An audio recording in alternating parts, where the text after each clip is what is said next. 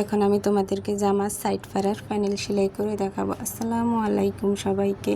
Side ফাড়া সেলাই করার জন্য আমি প্রথমে আমার হিপ অবধি সেলাই করে নিয়ে আসলাম। তারপরে আমি হিপের নিচ থেকে এভাবে 1 ইঞ্চি কাপড় কেটে ফেলে দিয়েছি। তারপর এখন আমি প্যানেলটাকে সেলাই করে নেব।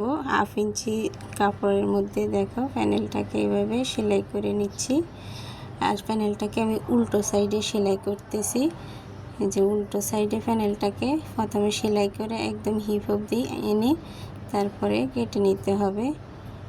এভাবে আমি 2 সাইডেই লাগিয়ে নিব। তারপর আমি সোজা সাইডে এনে কিনারায় চাপ সেলাই দিয়ে নিচ্ছি।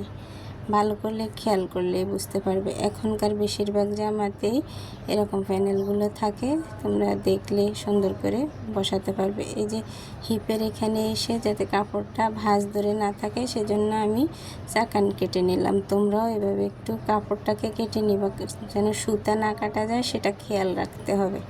তারপরে এভাবে যে ভাঁজ করে কর্নারটাকে এভাবে সুন্দর করে ফিনিশিং করে সেলাই করে নিচ অবধি নিয়ে আসবো। অপর সাইডটাকেও আমি এভাবেই সেলাই করে নিব।